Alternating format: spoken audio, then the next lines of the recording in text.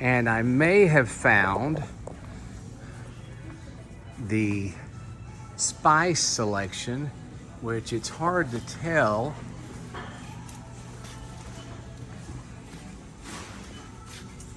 Not sure what Paul would enjoy, but they certainly have a few interesting names.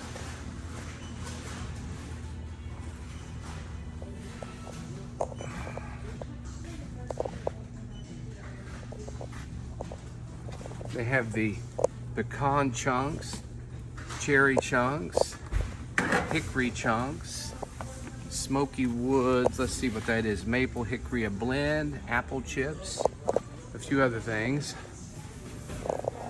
Again, a quick shout out, just wanted to say hi, and hopefully this video doesn't look too silly, but I will try to post this on YouTube, kind of learning the YouTube thing. So hope you guys are doing well. Take care.